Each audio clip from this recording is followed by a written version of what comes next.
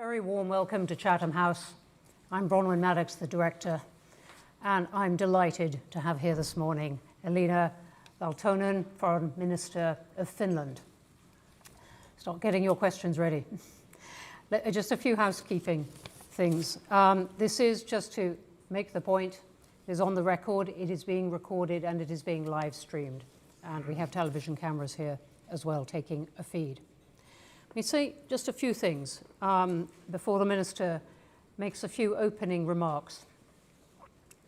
We're obviously in extraordinary times, and she has a biography that could not be better placed to talk about all these. She is a fourth-term Member of Parliament, Deputy Chair of the National Coalition Party. In Parliament, she served as Vice Chair of the Foreign Affairs Committee, and in the Defence Committee, the Finance Committee, the Grand Committee, and as Chair of the Finnish delegation to the NATO Parliamentary Assembly. And before that, worked in the private sector in various countries, including 10 years in the financial sector in Copenhagen and London, and a former computer programmer. I was interested to read. She's also been involved in setting up various growth companies, and is also an author of a best-selling book about some of the issues we are likely to be talking about. So it has the perfect background to be talking about all this. Please do get your questions coming.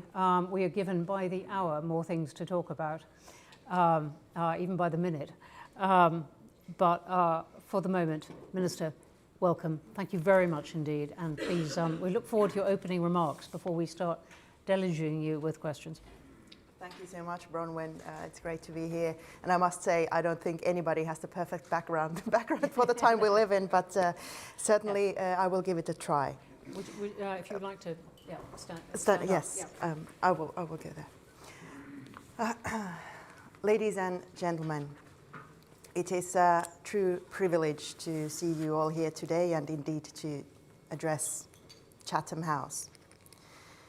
In this historic setting where great ideas and solid principles shaping global affairs have long been debated, I am honored to contribute to this essential conversation.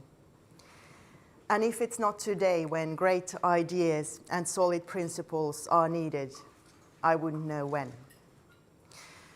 Today I would like to speak to you about security and the future of Europe and Ukraine. I will focus on European support for Ukraine, the pathway to sustainable peace, and on how to strengthen the role of Europe in writing the next chapter of the free world. One thing we can say for sure is we in Europe have a unique opportunity to take ownership of our own future. This is not to say that we would do it at the cost of our transatlantic tie. On the very contrary, by starting to better pull our own weight, we strengthen the partnership so crucial to both sides of the Atlantic. We Finns don't usually like to make a big deal of ourselves, but on this matter, I must depart from tradition and say that defense and security are topics we truly know something about.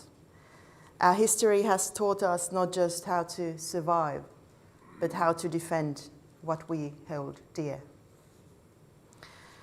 Russia's war of aggression against Ukraine shattered the post-Cold War ideals of stability in Europe.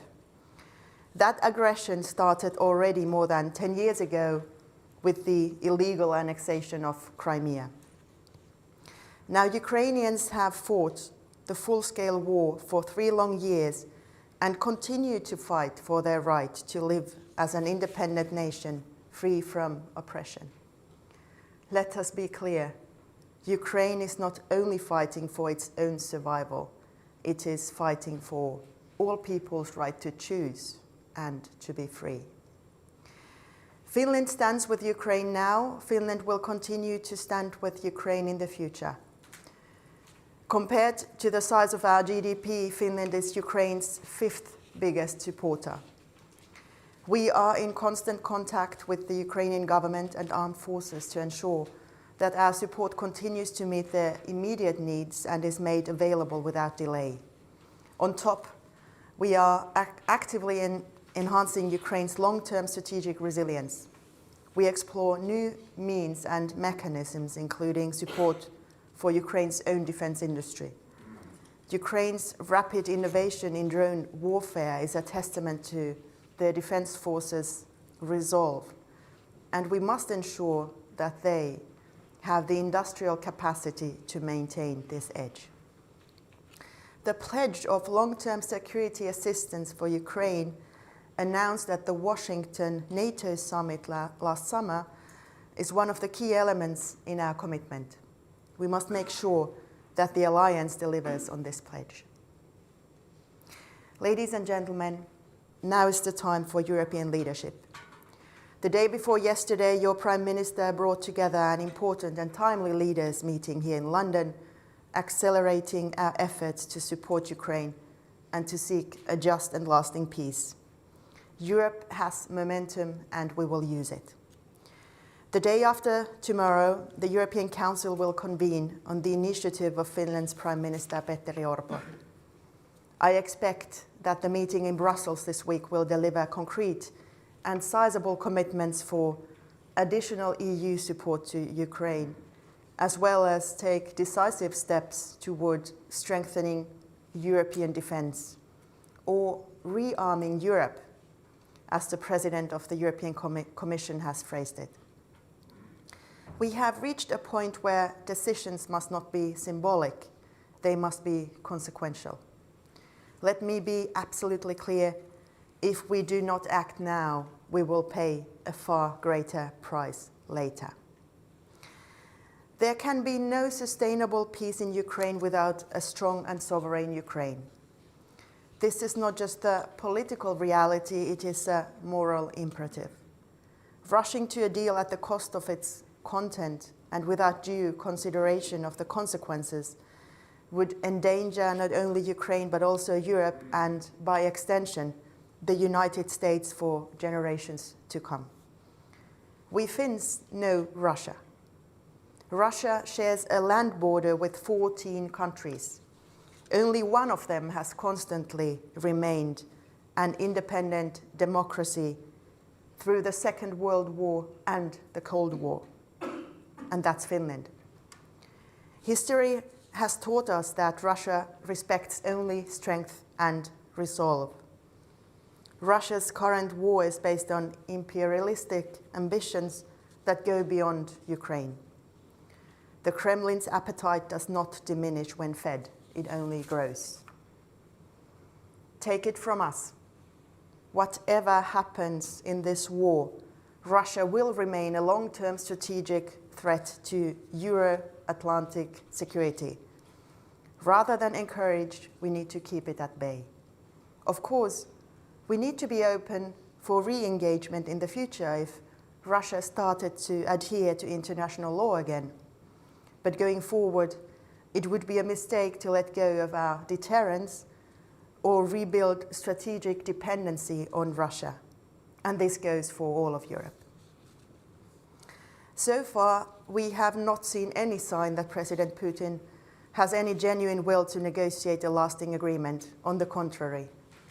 A week ago on Monday, on the third anniversary of Russia's invasion, Russia launched the so far largest drone attack on Ukraine. That is not what you would expect from someone who is truly interested in peace. There is no reason whatsoever to believe that Putin has moderated his demands from those he laid out in December 2021. Demands that, if accepted, would roll back decades of progress in European security. Caving to these demands would expose Europe to further aggression. Instead, our objective must be a just, lasting peace that respects international law, including the prohibition of annexation of territory through the use of force. Let me emphasize, peace does not and must not mean submission. True peace is built on justice, accountability, and deterrence. We must not mistake a temporary pause for a sustainable peace. If in doubt, you can ask the Baltic states what kind of peace it was to live under Russian, or back then Soviet, occupation. deported civilians, missing children, a massive setback in prosperity and subpar living standards for decades, no political or personal freedoms. You can call that peace, but it's not something the brave Ukrainians have been sacrificing their lives for, or what they or anyone would deserve going forward. Secondly, any negotiations with Russia may not lead to an agreement that changes the European security architecture, its principles and commitments. Europe's security is not a bargaining chip. Russia will only have an interest in committing to an agreement when they understand that they cannot reach their goal of subjugating Ukraine through military or other means. The policy of Mr. Putin and his henchmen is based on the belief that time is on their side, that we, the Western people in general, are weak, divided, and looking for a way out of the war at almost any cost. They believe that Russia could simply outlast us. We not only have to prove them wrong, in fact, we already have done so in the past 3 years.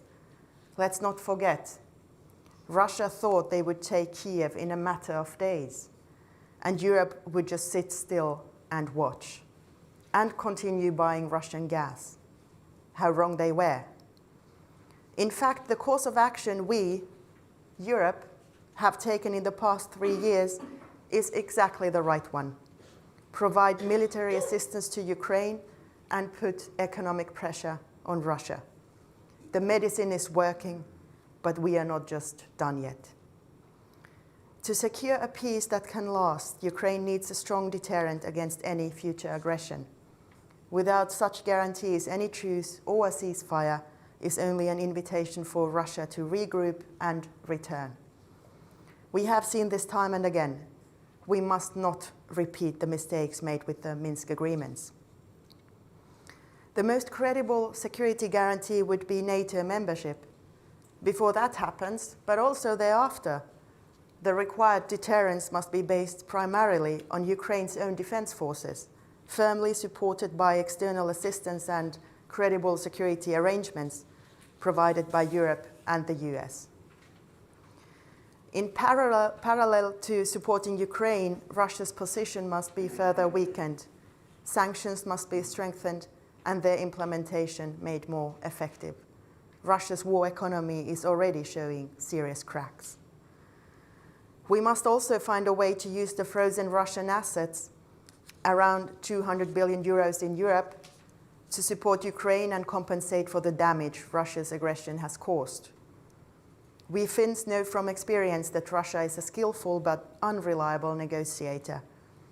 One of our foremost diplomats and later President Paasikivi was on several occasions on the other side of the table from Stalin and Molotov when our existence as an independent country was on the line in the 1930s and 1940s. He summed it up like this: the constant policy of the Russians is to get what they can with as little as possible and then come back asking for more. They never sacrifice their immediate interests for future objectives. They are immune to any ethical, human, or abstract legal factors. This is the Finnish experience.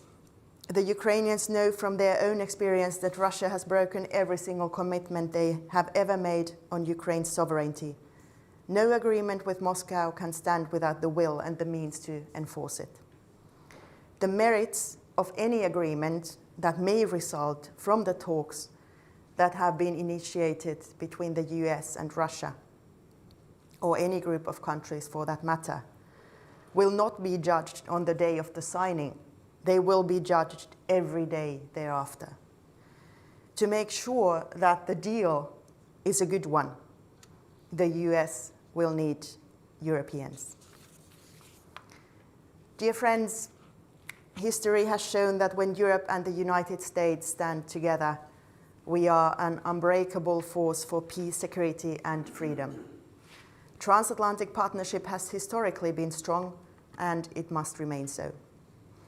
President Trump is certainly right that we in Europe must do more for our own security. But for both the US and Europe to succeed in bringing peace to Ukraine and strengthening transatlantic security, we must build peace through the strength of alliances. This applies to security and defense, but also to the global economic and technological competition. On the British Isles, as well as on the European continent, we share the same concerns about the future. We are determined to act so that we can shape that future, rather than being shaped by it. The UK's contribution to European security is not just historic, it is essential. From both world wars to the present day, Britain has stood firm when freedom has been at stake. Prime Minister Starmer's recent commitment to increasing defence spending is a powerful and timely message. It coincides with similar decisions across Europe. We are stepping up. Together, the EU and the UK have a GDP almost 10 times the size of Russia. We have the means. Whether we have the political will is a question of priority, and no priority is higher than keeping our citizens safe and free. By doing more as Europe, we also show with actions our value as trusted, indispensable transatlantic partner. Sir Winston Churchill once said, "To each there comes a moment when they are figuratively tapped on the shoulder and offered the chance to do a special thing, unique to them and their talents. This is Europe's moment. We must rise to it." I thank you so much for your attention.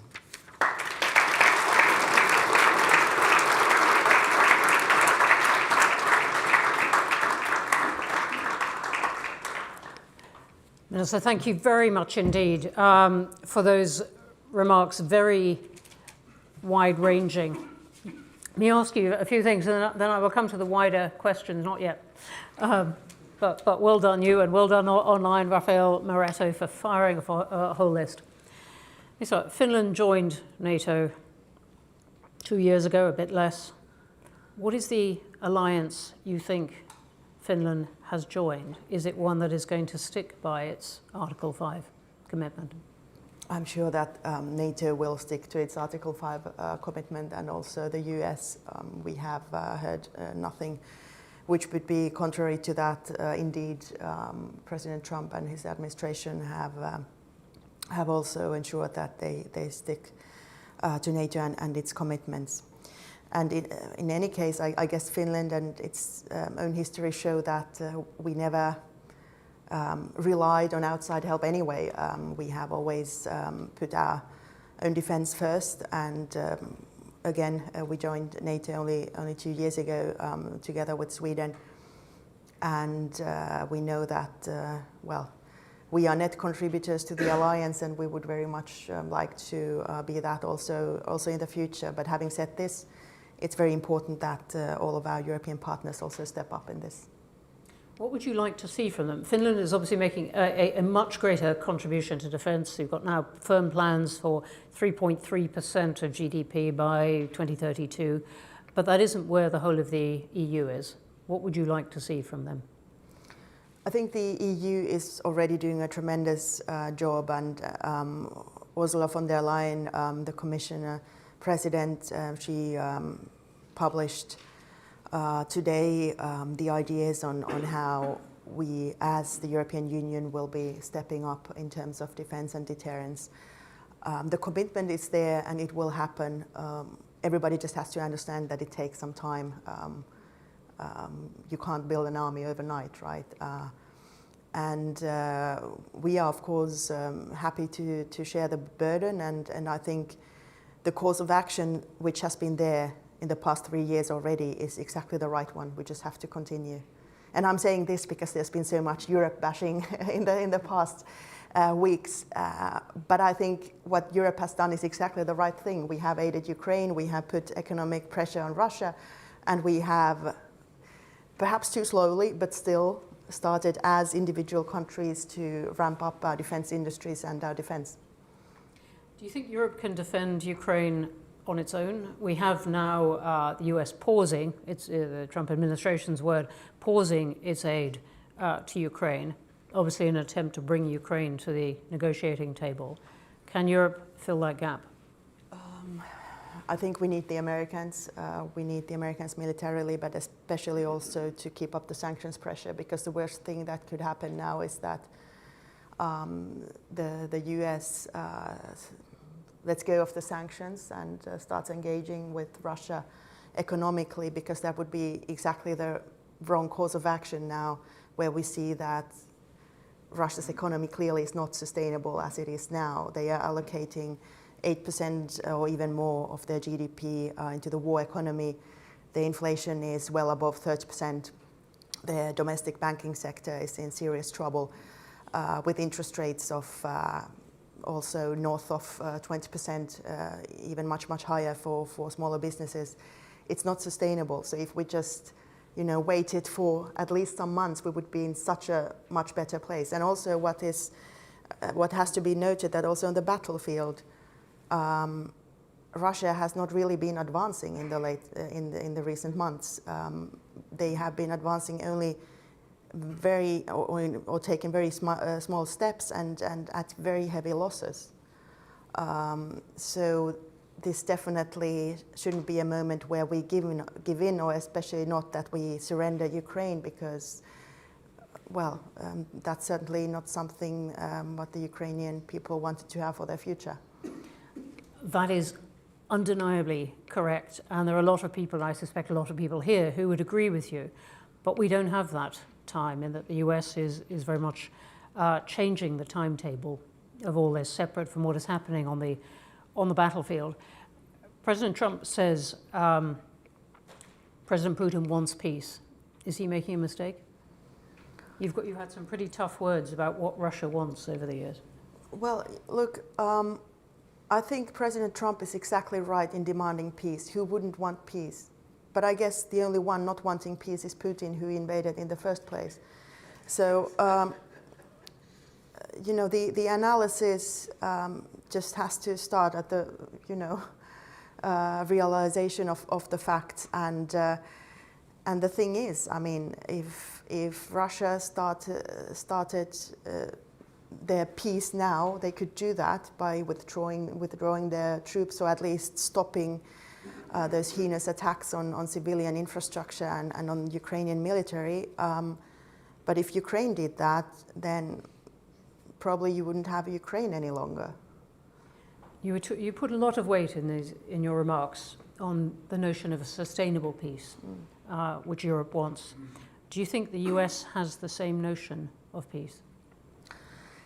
Well, our message to our friends in America is that history will judge us by the developments after the signing of the agreement, not just that moment when any possible agreement is being signed. And unfortunately, the experience we have as Europe from the Russians is that, especially now during Putin's rule, they are not willing to make any compromises. They have only been advancing. If you look at what, in Georgia, 2008,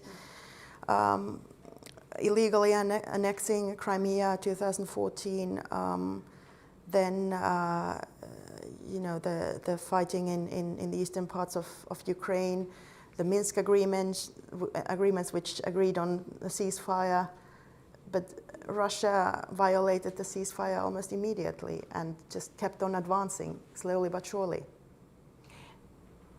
This is, in my view, absolutely right. Yet that was one of the points that President Zelensky put to President Trump in the Oval Office, and it didn't go so well after that point. Do you think it's fair to say that we're dealing with an American administration that just sees it very, very differently?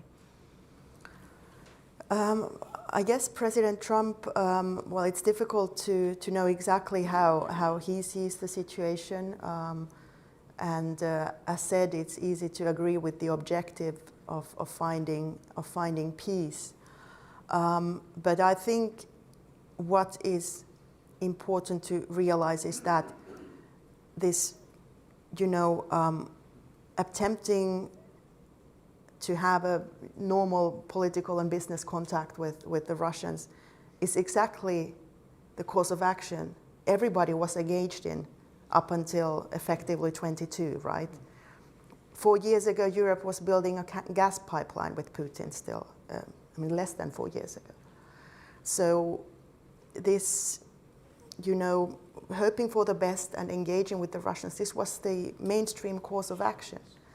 And only in the past 3 years have we individually as European countries, and this is also important to note to our friends in Washington. Europe is not one country, right? So we are making decisions individually, even as the European Union. It's a union of 27 sovereign nations.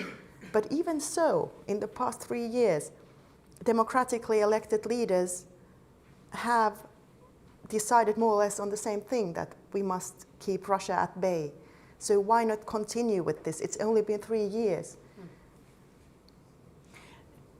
And I was thinking as you were talking, I just want to explore your sense of what the European Union can do, because as you say, it is a group of many very different countries, some of them quite close to Russia, others very, very different view. What do you think it can do as an organization, the EU itself? Or are we really talking about coalitions of the willing, to use Keir Starmer's phrase? I think this coalition of the willing thinking is exactly what we need, and this is what it will end up with anyway. And this is exactly what it's been the past 3 years, because of course it's not just been the European Union, it's been the UK, it's been, say, Norway, Iceland, also Turkey doing its bit.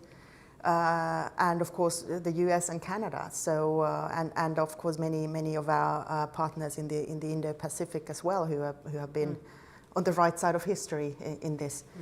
So I'm sure this will continue, or I hope it will continue. But also as the European Union, we can do so much, and I think these new arrangements for how to credibly and strategically ramp up our defense and our defense industries at the same time is exactly what we should be doing. And now we're talking numbers which are also credible. So in total, say 800 billion.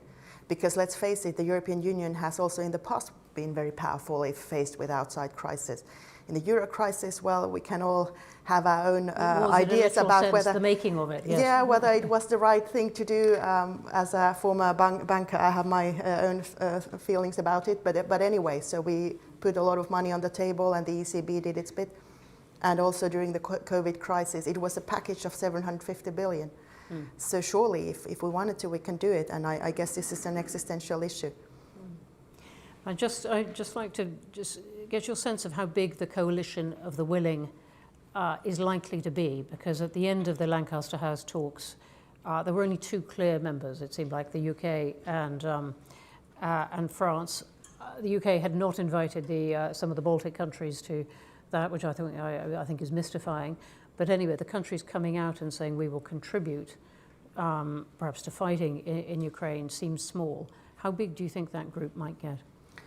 Well, I think we are making a mistake if we only concentrate on the capabilities as defined in boots on the ground, because arranging security guarantees, or certainly using the wider term security arrangements for Ukraine, it's a combination of so many things. And of course, whilst it is in our common interest to have the best security guarantees and arrangements possible for Ukraine, we must at the same time take care of the entire NATO territory and NATO defense plans. And certainly, without going too much into detail, the defense plans rely on the capabilities of the allied countries. For instance, Finland having 1,340 kilometers of border with Russia, even though we are the 5th biggest contributor to Ukraine's military assistance, it's very unlikely that we will be the ones sending all of our troops over. And that's not even required. Border, yes. Yeah, well, I guess that's understood by everybody, but there's a lot. I mean, it's not even so much the boots on the ground. I mean, let's face it, Ukraine has probably the most capable army in Europe as we speak, and its size is tremendous. So the capabilities that Ukraine needs for their aid now and in the future is not just that. And while I say this, I have no disregard whatsoever for the UK's and France's plans to do that. But as the coalition of the willing, we will of course figure out the best package of different capabilities and then, work based on that. And if the US says no, its current position, Europe, go do it yourself? I would say that's very unfortunate if that happens, but still I think it's unlikely that it happens because it's very much in the US interest to have a stable Europe, because certainly if only viewed from a business angle, 40% of the trade is basically in the world is transatlantic. So why sacrifice that? And certainly there's a lot to gain from overall the stability and the prosperity of the free world, which all of us have gained massively from. So also in that plus, I know from America traditionally, and at the end of the day, it's the American people who decide, and if somebody wants to have or really has freedom written on their hearts, it's the American people. So I'm sure at the end of the day, they will stick with Europe. You put yourself in your remarks very firmly on the side of those saying take the frozen Russian assets and use them for the benefit of the Ukraine. Do you think there's a lot of support behind that? Because Europe has been very divided on that in the past. Well, there's already been some, the damage that Russia has caused, if only counted in euros or pounds or dollars, whatever, roughly 500 billion euros. And we're talking frozen assets of the magnitude order of 200 billion. So already, typically, you would consider war or reparations for the aggressor to have to pay at some point. So surely there would be also a legal way of, using those assets. You wouldn't even have to confiscate those if that's an obstacle politically to somebody. But I wouldn't even see an economic downside to this so much because, of course, property rights, which are extremely important in any market economy and certainly here in the free world, are extremely crucial to us in the sense that we want to be a credible, place to make investments also in the future. But surely, if you are engaged in a war of aggression against us, then there's also interpretation in the international law that your property rights probably aren't the same. Let's come to wider questions now. I've got many, many more, but let's see. Let's start here in the front. A microphone will come round.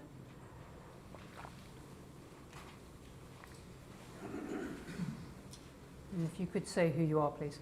I'm Edward Lucas, and I'm one of the authors of the proposed rearmament bank. But my question is actually on something different, which is that you said the worst thing that can happen is that the Americans relax their sanctions.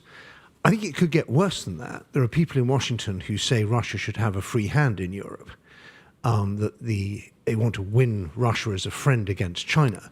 And they even say that they don't want American weapons, American-made weapons, used in what they call a border skirmish, some border skirmish with Russia.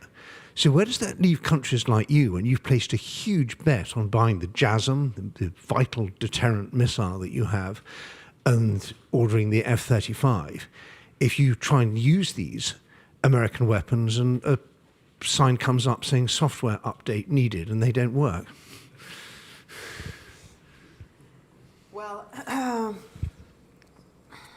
I'm more than convinced that America is not only interested in the future of the free world, but also in the future of the arms industry, and again, their business ties with Europe as well.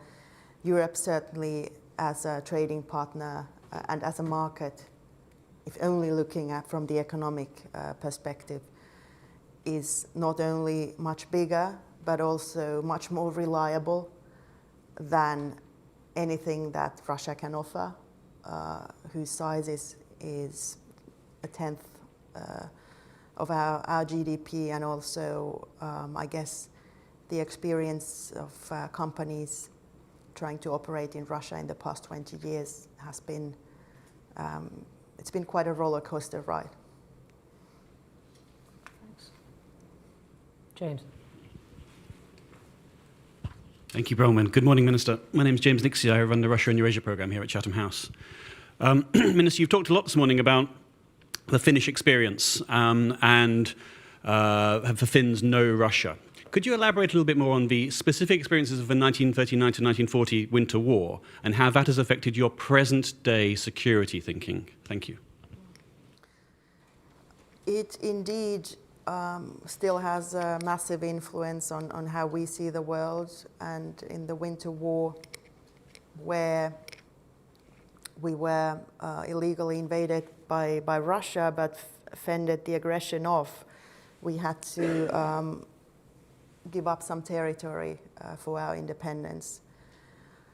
But it certainly taught us the lesson, and of course this wasn't the first time that Russia has been trying to invade Finland or its neighboring countries, that we simply have to invest into our own defense and deterrence. And during the Winter War, nobody came to Finland's help.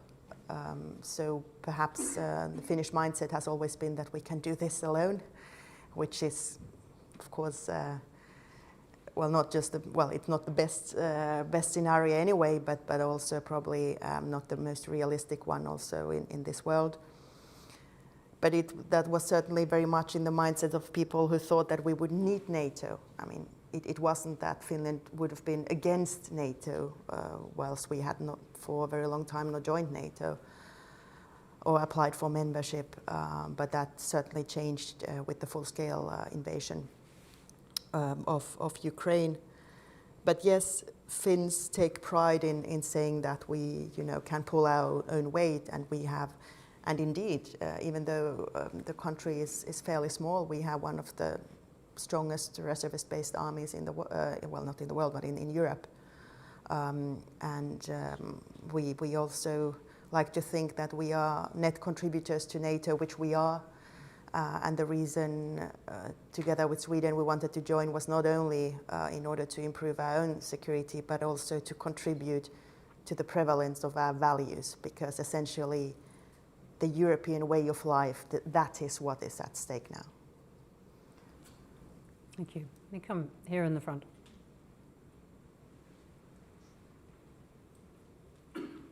Right in the front. Yes, thanks.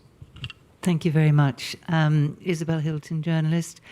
Over the weekend, Mr. Hesketh, the US Defense Secretary, ordered the Pentagon to cease aggressive cyber operations against Russia. This at a time when Europe and all of us are experiencing all manner of grey zone warfare and cyber attacks from Russia.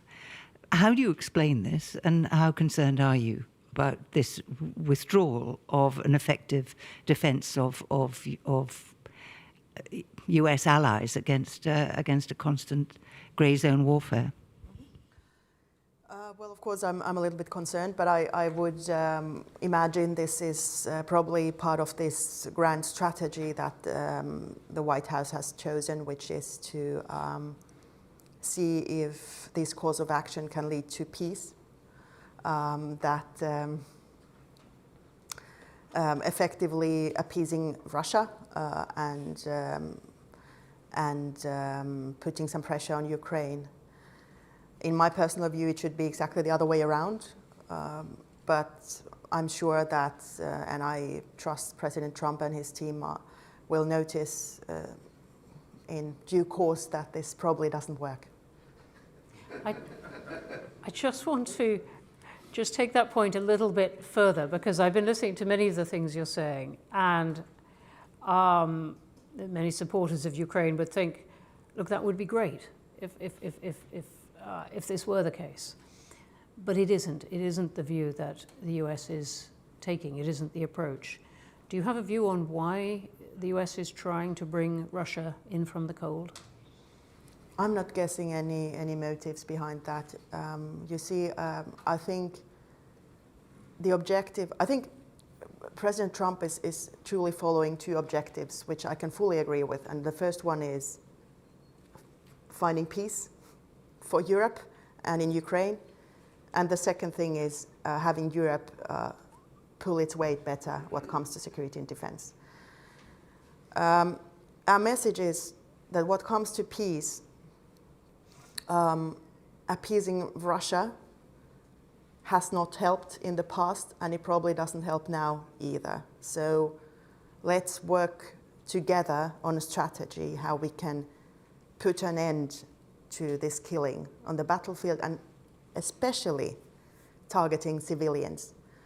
I was, the last time I was in Ukraine, I was in Kiev in January, and I visited the children's hospital, the largest in Ukraine in Kiev, the Okhmitet one, which was hit by a Russian missile last summer. I remember that situation vividly because I was on my way to NATO summit in Washington, and then the news came that this missile had hit the children's hospital. So yeah, I went to see it, and of course it was devastating enough to see the building which had been destroyed partly. But you know, the most devastating experience was to meet those children patients who had perhaps, you know, lost limbs, who had lost family, and really to see the sorrow in their eyes.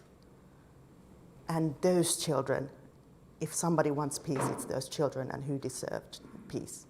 So I guess our message is that, you know, let's work together on a strategy which really brings peace to the people, and especially to the civilians. And our suggestion to President Trump is also, as part of this process, is to have Russia show goodwill, for instance, by bringing back those deported children. Russia has deported 20,000 children from Ukraine, taken them from their parents, and of course a horrendous war crime. One of the worst things you can do in a war. So let's start with that. And I'm sure President Trump would agree that let's start with the children, right? And the second thing that Europe needs to do more, fully agreed, this has been the Finnish position all along, and I guess our message to Americans is just that, please, let's do this together. It takes some time, and things will work out well. Thanks very much. Here in the third row.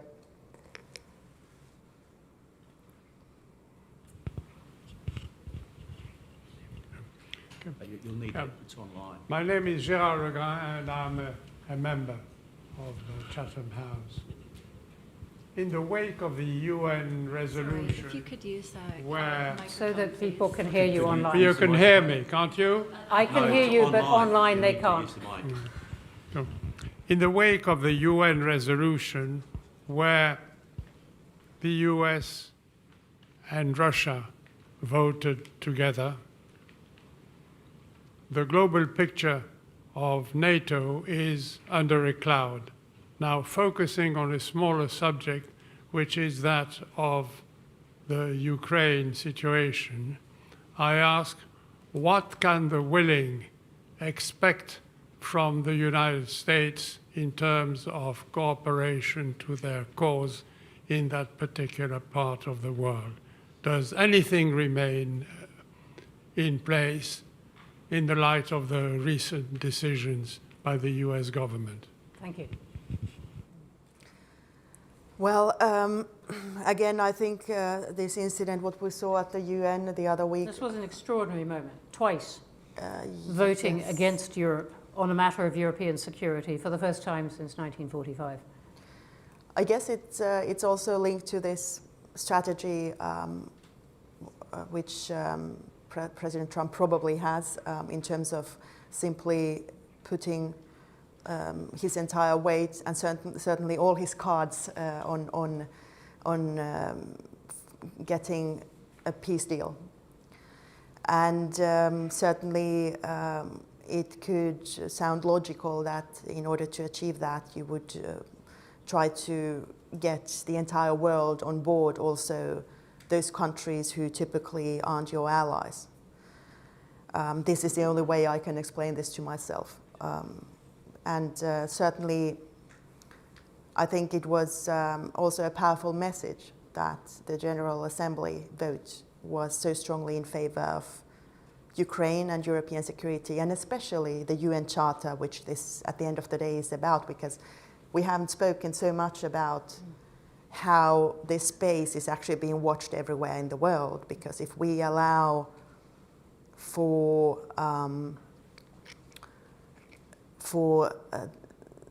moving borders with the use of force, or subjugating another country, or taking away its sovereignty again by the use of force, or by threatening force, then certainly we can forget about the entire UN Charter.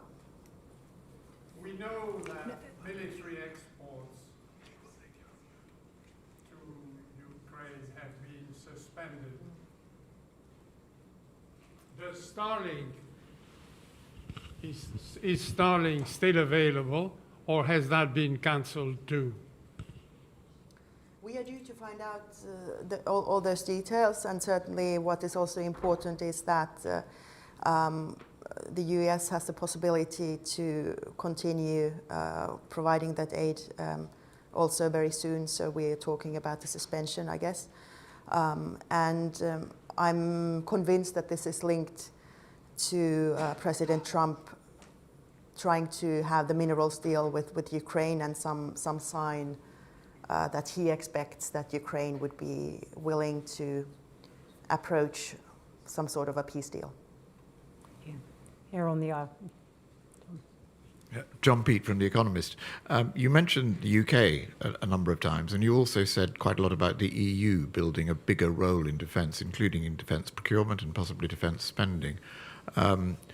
Not all members of the EU, one in particular, share the idea that the UK should be more closely involved if it's an EU matter.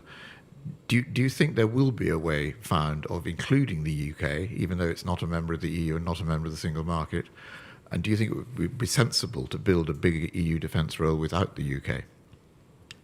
I don't think it makes any sense to do anything in relation to security and defence without the UK. And if you ask me, well, of course, Finland would be more than happy to have the UK back in the single market and in political decision making in the European Union to get some sense back. Well, a little bit exaggerating, but we, of course, have always been very like-minded countries and think very similarly. For instance, what comes to the freedom of trade, the need to really base everything we have on as free as possible market economy, and at the same time also make sure that we have militarily and politically the weight that we deserve as Europe in the world. And certainly, I think this time really calls for not really innovations as such, but resolve and strong alliances, and the UK and also the leadership that Prime Minister Starmer has shown is more than welcome. And also, I should add, I mean, those countries, say Norway, Iceland, Turkey, it's not just the European Union, right? Everybody who wants to join in this effort, it's effectively about, again, protecting the free world. So everybody who wants to do that should be invited. Yeah, I'm just going to take one from online, from Christina De Corsi, who's a Canadian living in Kazakhstan, Chatham House member. Glad to have you. And she says, what are the realistic chances of Canada joining with the EU in some kind of way, in this kind of, I think she means support of either European values or of Ukraine? Absolutely. And why not the European Union too? I mean, well, again, I think in this effort we need the coalition of the willing, and this is not really anything new, because this is how the aid to Ukraine and also our sanctions have functioned thus far. For instance, the sanctions that we have imposed on Russia has not only been the G7 or the EU sanctions, but, well, the G7, that says it all. I mean, it's not just the EU, of course. And for instance, the UK has been extremely active in, for instance, fighting Russia's shadow fleet, which is a massive problem in our neighborhood here. So effectively a massive threat to the environment to start off with, but also, like we've experienced, also a threat to critical infrastructure. Of the undersea cables and so on, here on the aisle. Semir Gürsel, member of Chatham House. Minister, the question there are so many questions to ask, but I choose one. In relation to what you stated earlier, that $750 million Russian asset, which have been frozen for some time, you claim to pay for the reparation of the wall, to seize them and pay as reparation for the damage caused by Russia. Now, are you seriously considering there will be ever peace between Russia and Ukraine with the current situation taking effect now by the European nations? I'm not sure if I understood the question, but if there's a... Really briefly. The question I is, didn't are you understand it seriously either. considering that Russia will allow you to seize the funds they have and then subsequently to have a peace with them? And will they return the lands they seized? Well, that's a very, very important question indeed. Well, so far, the damage that Russia has caused in Ukraine, in monetary terms, if we just forget about all the lives lost, which is, of course, the most horrendous bit of this war, but the economic damage is around 500 billion euros so far, and the frozen assets which Europe holds, or which are more or less in the European Union, is 200 billion.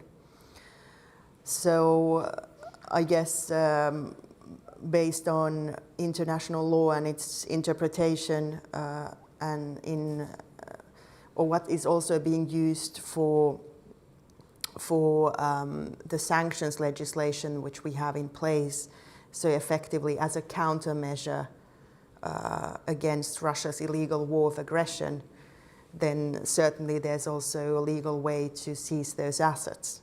Now and especially in the future, or conditional to further aggression by Russia, this all can be figured out. But what is important is that, of course, that the killing stops, that we get to peace. That's what certainly Ukraine and Europe want, but also that there's fair accountability to the war of aggression and towards the aggressor. Okay, thank you for that. Let's get in one or two more. Yes, here. And the third. Yes, you. Yes, you go. Microphone. Phil Goff, New Zealand High Commissioner. I was rereading Churchill's speech to the House of Commons in 1938 after the Munich Agreement. And he turned to Chamberlain, he said, you had the choice between war and dishonour. You chose dishonour, yet you will have war. President Trump has restored the bust of Churchill to the Oval Office, but do you think he really understands history? I will limit myself to saying that in this time, and I did it myself, I quoted Sir Winston Churchill, and I think he has made very timeless remarks. Thank you both on that. Armida, in the front here.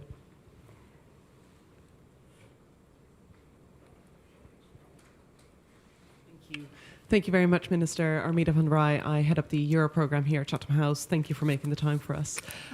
You described the challenge for Europe as essentially being twofold. One, maintaining support for Ukraine and enabling them as much as they can to deter Russia. And the second is to restock and rearm Europe themselves for their defence. Even if the European Commission is successful in all its initiatives that it's planning, even if on a national level countries plan for rearmament, we still face a situation where stocks are depleted, and it takes time for those initiatives to bear fruits, 5, 7, 10 years, if not longer. So what do we do in the short term? What's the kind of beyond pressure on Russia through sanctions, etc.? What do we do in the short term right now? Well, during the Second World War, and certainly in history, there have been times when if there's a massive need to ramp up the defense industry, then it can happen also pretty quick. But we are not at the phase where we need to be panicking or anything. That's not the thing. But we certainly have to make room for also private investment into the defense industry, because this is not only something which the taxpayers have to be funding. On the very contrary, I guess, and this very much applies to the European Union, we should recognize that funding a strategic defense industry is within the sustainability goals of our societies. Unlike in some of the regulation we had imposed prior, where defense industry was considered contrary to ESG. So letting go of that, at the same time also through the EIB, making room for investments into the defense sector is important, because that will also send a message to private both equity and debt investors to participate in the effort. And I'm sure there's a lot of private interest around, because of course investors see that the demand is there now and it's going to be there in the future. So we just need a better strategy for that. And what the European Union is doing now, there will be in 2 weeks' time the white paper on defense coming out, which will focus on exactly this. But of course we need public funds for that too. But this will be an effort which certainly we will be able to do. But it's a very important remark that you're making, because it's not sufficient if we only raise our defense spending, because if we end up just paying for massive inflation on goods which are not there, on military goods, then it doesn't help so much. So instead of focusing only on the share of GDP that defense spending is or how high that is, we should certainly focus on the GDP and its growth as well, so competitiveness of Europe and including the UK, if you ask me. And the second thing is that we truly are able to produce those capabilities along with NATO's capability targets, and not just a share of spending. I'm going to squeeze in 2 questions on NATO that are online, with apologies to the many hands that have been going up in the hall. And the 2 questions are, one, can you just tell us a bit about how integrated Finland now is in NATO in this short time you've had? And the second one, of whether Turkey has a useful role to play in this. This is from Tana Sella. Turkey, obviously member of NATO, on the other hand, as its finance minister has said in public at Chatham House, not observing the sanctions because it can't afford to and doesn't suit it. So what do you think of one more descriptive one, and then your view on Turkey? Well, Finland had been 30 years a peacetime partner of NATO, and our military was almost 100% interoperable with NATO on the day we joined.